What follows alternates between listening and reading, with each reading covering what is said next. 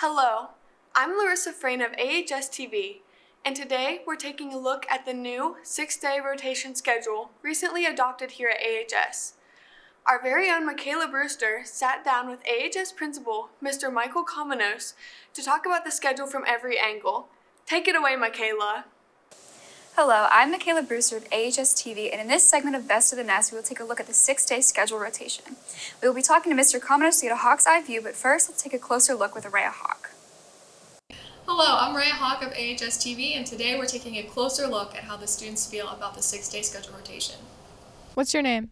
Bella Ayers. What do you think about the 6-day schedule rotation? I think at first it was kind of confusing, and it doesn't really affect me just because I don't have like lab days. But I do run some clubs, and I know certain clubs meet on specific numbers. But yeah, it doesn't really affect me. What's your name? Cecilia Bowser. What do you think about the 6-day schedule rotation? I'm not a huge fan of it. I think it interferes with a lot of other school activities. I honestly feel that the new schedule is going to be detrimental. I think there are some benefits if people are being affected by the SEL trainings, but if you're not being affected by it, then no, there shouldn't be any benefits coming from it. Detrimental. Why? It's just a waste of time, and there's just better ways to do it. I think it's beneficial because it gives you time to work on specific like topics, and if you need help, you can go get help whenever, especially if it's that certain day. Do you rely on homeroom to get your homework done? I do often, yeah. I think dedicating certain classes to tutoring is a good idea, but I do think when you're taking away from homework time, that's not beneficial for students. Yeah. So do you rely on homeroom to get your homework done? Yes, definitely. It's a really good time to utilize, especially at the beginning of the day. So that's affecting you? Mm-hmm. I do sometimes. If I have something that I forgot about, I would rely on homeroom to do it. So, yeah. Do the scheduled activities on, like, the days affect that? It does, because that does obviously cut into your time to do your work. Has the mental health program that you mentioned earlier on our first day of the schedule helped you at all? Not me personally. I have a good group of people that I can talk to about that kind of thing, so the classroom environment isn't fitting for me. I'm not saying it's not for everybody, but personally, no. Yeah, on certain days, like club days, I always have to go for a club meeting, or on the SEL day, I have to stay in my room and do that and not do my homework. I think it's a great way to learn more about your classmates, but personally, I don't feel like I've been affected by it. So you're in clubs? Yes. Okay. Has making the clubs, we have specific days for clubs, does that make them harder to operate, do you think? Yes, because a lot of kids are involved in multiple clubs, so it's hard to schedule my clubs on that one day because everybody else is having their meetings. So then it messes it up because we have to do it a different day. Are you in any clubs? Yes, I'm in 6 to 7 different clubs.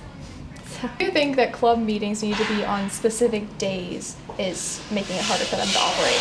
Yes, especially I've had to miss certain club meetings for others because they'll overlap. I've had to miss big club meetings for small meetings and vice versa, especially because I'm an officer in 3 different clubs and I have to prioritize those over others, so definitely difficult. Are you in any clubs? Yeah, Leo Club.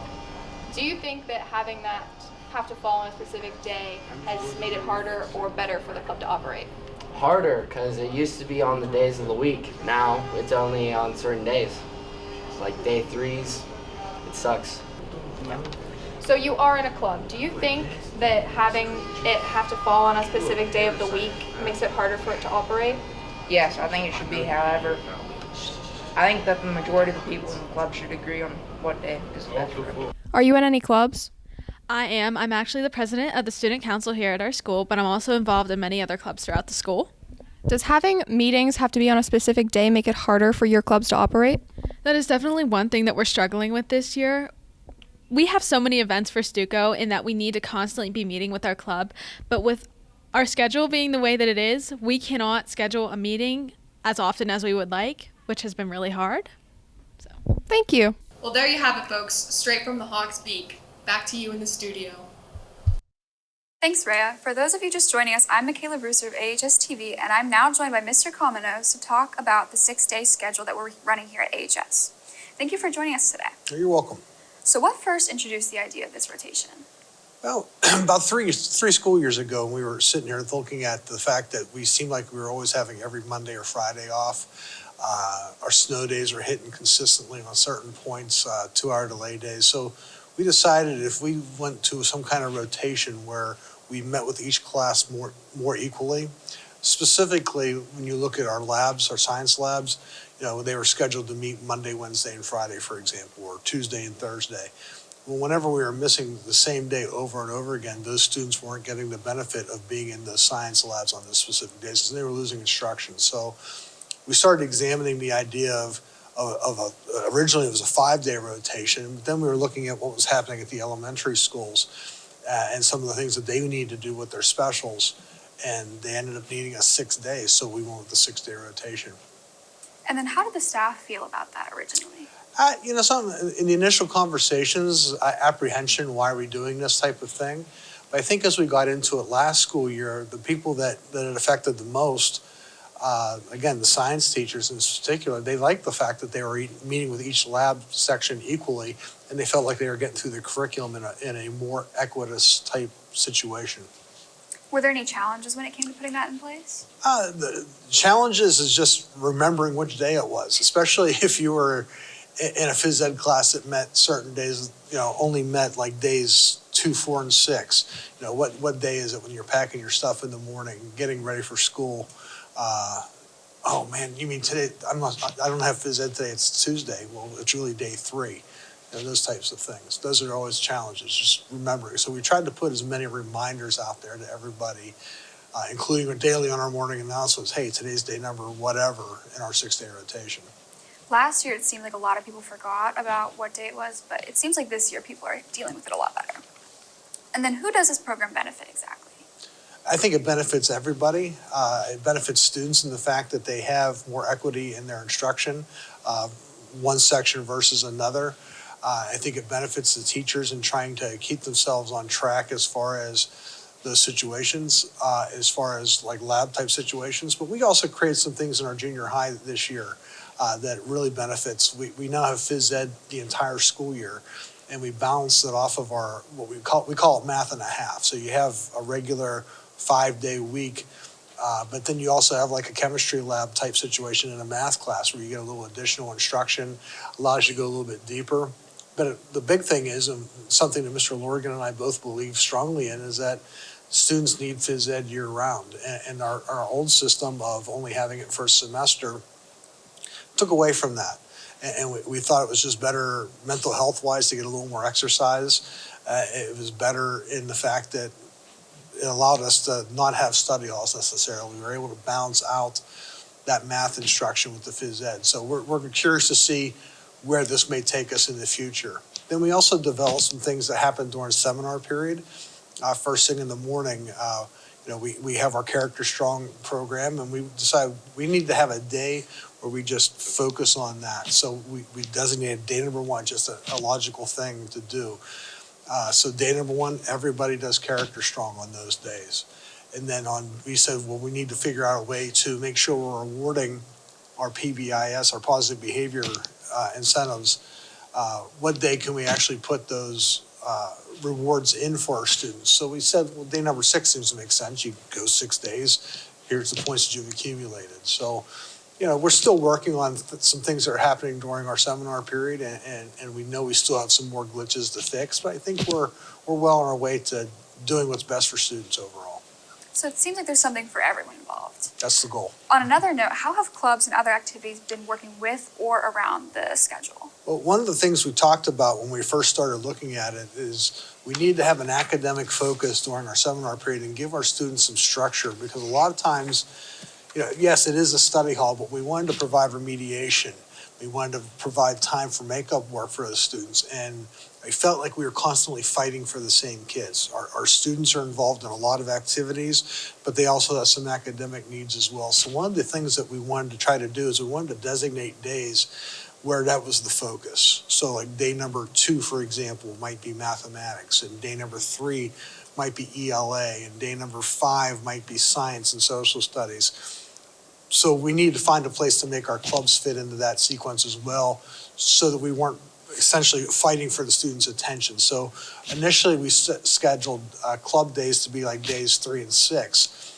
Well, we discovered as the school year went on, not all of our clubs were able to meet that infrequently. So we're creating some systems in there to say, come to me, let's see what we can schedule in, and trying to find a fair balance. And, you know, with anything new, like what we did to it this year, there's going to be struggles. And the big thing is just keeping your ears open and your eyes open, seeing what's happening and talking to people to make the best situation that we can make out of it. So as you stated, the program does include an SEL day. Could you describe that to those who don't know what that is? Sure. As part of our strategic plan that the school district adopted a couple of years ago, Mr. Lorigan and I, as well as the school district, looked at the issues of social and emotional health on our students. But more specifically, when we surveyed our students, we had a huge population of students that just felt disconnected to the school. They didn't have an adult they felt comfortable going to. They didn't fit in with anybody. They didn't talk to anybody. And the one thing that we know through research is that when you have students that don't feel connected to your school, the academic achievement levels don't flourish. You have more cases of discipline issues, those types of things. So the Character Strong program that we adopted that falls under that SEL type of umbrella, its main purpose is to help our students make those connections. You know, if you've experienced the activities that you go through, a lot of it is, where do you fit in? You know, maybe you and I have a connection that maybe we didn't realize existed, but we have something in common. So if nothing else, it allows students to feel part of our overall school community. And perhaps it creates accidental connections that maybe just didn't happen in the past. So that's our goal. So what we've discovered now, since we've been in this program only for 9 weeks, is we have seen a decrease in our number of discipline cases so far, with the exception of students that still cut class or those types of things late to school. But our disruptive behaviors seem to decrease. And I'm not going to put all that on the Character Strong program. That's just a piece of it. I still believe that, you know, the things that Mr. Lorigan and I helped create with our faculty, about 3 years ago, we started talking about our core values. And we started talking about the attitude and honor and success that those core values all fit under. We think this is just an extension of that program, and it gives our students a more practical application as opposed to just giving you the definition of what these items mean. I agree with that. I didn't know it was research-based. That's really interesting. Yes. I feel like I can speak for everyone whenever I say that I'd personally like to hear if there are any updates with the surveys. So how exactly is the SEL program intended to inform and educate students on issues regarding mental health? I think awareness is half the battle with any situation. Sometimes there is a sense of helplessness and the student doesn't know where to go. We've increased the number of mental health counselors we have in our building to also include a crisis mental health person. And when I say crisis, it's that person that has those thoughts of harming themselves, and she's able to intervene in a rapid fire fashion where she's able to grab you right away and talk to you and refocus you and maybe look to get you the channels of help that a student may need. I think that's something that we as a society avoid talking about a lot, so I feel like that's really going to have a positive impact. I think the stigma of mental health has decreased at a point that we're recognizing it more and we're not afraid to talk about it anymore, because before they always said, wow, mental health, a person's just crazy, you know, or I'm afraid to talk about how I'm really feeling about things. I think since COVID happened 3 years ago, I feel the people want to talk about it more and talk about their feelings. That sense of isolation that we had during that time was such that I feel like that just brought that to the forefront more often, and people need to reestablish those connections. And since we're opening that door, I feel like a lot of people who would have been uncomfortable talking about that, it's probably much more of a safer space for them. Hope so. So do you think it will reach its intended purposes? Well, we're going to examine it again at the end of the school year. You know, we do surveys every year. As a school, we do a school climate survey, and we compare our results from one year to the next. Knowing that our students grow a grade level every year, we look at where they were as ninth graders or 10th graders. And, you know, if you're taking it out as a survey in 11th grade, we just look at that growth and see are the things that we're doing reaching its intended purposes. And that's our goal. So if we see that increase in our surveys, if we see the results change in the questions, the way it works out, then the program is a success. I know you mentioned the disciplinary aspect, but have you noticed any other improvements, or do you want to elaborate on that? You know, some just casual conversations. Again, nothing real science or research based, but just casual conversations with people. They're noticing a difference in the students. And some of it is also year by year, you know, the ninth grade group is maybe different than the eighth grade group. And as they get older, people mature differently. And I just feel like some of the things that we were seeing a couple years ago, we're not seeing in the school anymore. And that in a positive way. On the same topic as general improvements, the rotation also includes a day for each specific subject. Have you noticed, or the staff, have you noticed any improvement in test scores or grades? I think it's too early to make that determination. We just designated the things this year. We won't be testing really again until the spring as far as the standardized testing type of thing goes. But I had one teacher just comment to me today that all of his students passed his first 9 weeks marking period, and this teacher doesn't always teach the high-flying students. They're kind of the middle of the road to lower ability level. And he said that is the first time that's happened to him. So maybe, I'll give it a definite maybe. I think the results will show at the end whenever we could do some standardized looks at things and we can look at the big picture of the entire school year. Personally, I really like the set schedule for each class having a homeroom period. I feel like it keeps a lot of people more on track. Well, and I think the big thing again is it tells the teachers, yes, you can call a student down any day, but if you're battling with, if it's a math day and you're battling with the math teacher wins. It's math day. So that was one of the intended purposes, not put the student in conflict between two adults. From your point of view, have there been any negative impacts with this 6-day schedule rotation? Outside of, especially the younger students here, getting them used to paying attention to what day it is, you know, so that they're ready for whatever. Because the junior high schedules do fluctuate a little bit with the math class and the phys ed class like I talked about. But as we continue to look at what other classes can benefit from meeting for a full year versus a semester, but they're only a half credit class. We're meeting every other day that fulfills that half credit time requirement that we put in there. So yeah, I'm curious to see where we end up going with this. Smart Futures is one of the days in our rotation. What exactly is this program? The Smart Futures is that SEL program that we were talking about earlier. It's a specific company that we bought into. We liked it because it didn't do some of the things that the typical SEL programs were doing. It's not collecting data and it's not promoting ideologies or something like that. It's truly making connections between students, getting students to talk.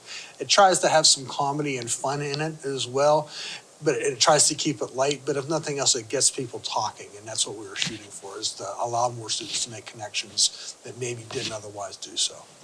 And then do you think Smart Futures is helping students feel more prepared for graduation?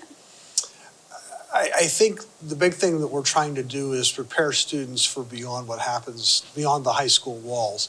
So if it helps a student help identify the community that they're in, if it helps them identify their own strengths and weaknesses, then I think it reached its intended purpose. And then, as stated before, the 6-day program has changed lab periods. How exactly does this work?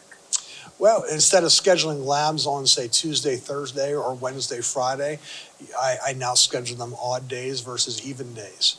And just by paying attention to what day it is, it allows the students to always have the equal number of labs as the other group.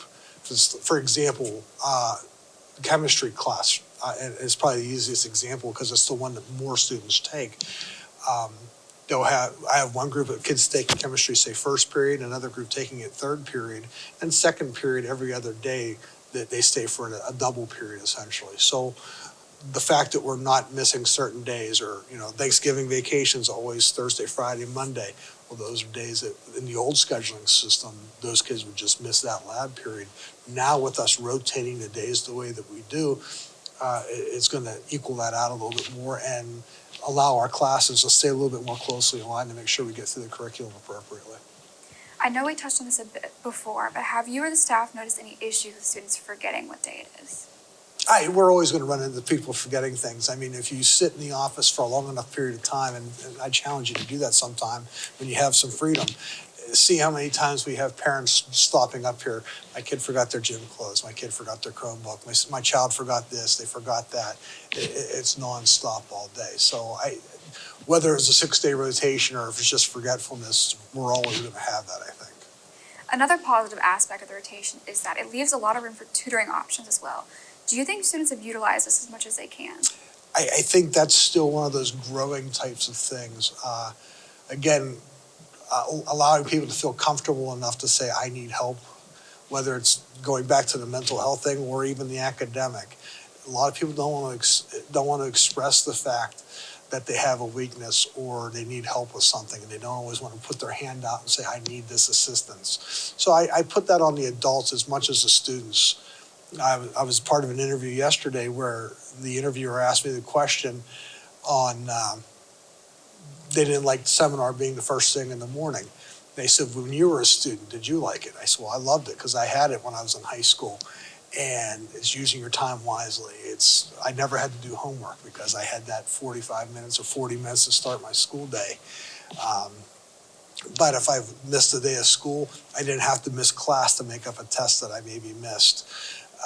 I was able to go to that teacher during that seminar type period and do that catch-up work. Or ultimately, if I was really struggling in, say, trig, I was able to go to Mr. Toland and say, hey, Mr. Toland, I'm not getting this. And he would walk me through it. And so that added time built into the day, whereas if we were just wall-to-wall classes, that wouldn't necessarily happen for a student. I feel like even just leaving that as a clear option for students, that'll give a lot of them the push needed for them to see. I hope so. Even if it's just like going to their math teacher on math day, if they're uncomfortable with going to a different student. Overall, a lot of changes have been made to our schedule. What adaptations were necessary to reach the point that we're at now? There's some behind-the-scenes things that needed to happen in the way I program the student schedule, the student information system. Again, stuff that people won't see on the surface of things, but the schedule no longer says Monday, Wednesday, Friday. It says 1, 2, 3, 4, 5, or 6. So, just making those small parameter changes. Again, behind the scenes, that was probably some of the biggest things that we had to do to prepare to get there. And then to close, do you have any advice for students who are struggling with these changes? Just reach out to a teacher, reach out to an adult, get some help. Just like I would say with any issue that a student may be running into. It seems to affect our younger students the most, but even at the elementary school, they're now doing a 6-day rotation, and the whole school district is on the same exact schedule. On the school district's Instagram page, I know they've done a very good job on saying, hey, here's the November calendar. This is the day that we're on. Now, what's going to shoot that in the foot is when we have a snow day. Because if the snow day happens on day number 5, well, the very next day that we're in school, that becomes day number 5. So it's just a matter of keeping track, and we're going to keep announcing it every day. And when we have a break in the schedule, we'll remind the students through social media what day is coming up. I notice our students are very much still involved with our Instagram page. Whenever I put a post out there on our Instagram page, I laugh at the number of likes I get on there. It's almost instantaneous. Finally, and in your opinion, Mondays or Fridays? Say that again? Mondays or Fridays, which is better? I like Fridays. It's the end. Mondays, you're still recovering from the weekend or whatever you did. I like Fridays. It's you can look back on Friday and say it's a culmination of look at what I accomplished this week. Okay. Thank you, Mr. Commodus, for joining us today to get the Hawk's Eye view on the new 6-day schedule rotation here at AHS. You're welcome. Until next time, I'm Michaela Brewster of AHS-TV. Keep on soaring. Going on to college signals independence, but independence doesn't mean you have to go it alone. At IUP, we'll assign you a guide from day one, someone you can turn to for advice or encouragement. And our Q&A center will point you in the right direction and get you the answers you need. We know a little help will take you a long way. We believe in you. IUP. Well, that's our show for this week. Best of the Nest is produced by TV production students at Armstrong High School. And as always, we'd like to thank WIUP-TV for airing this episode. Until next time, from our nest to yours, have a great week.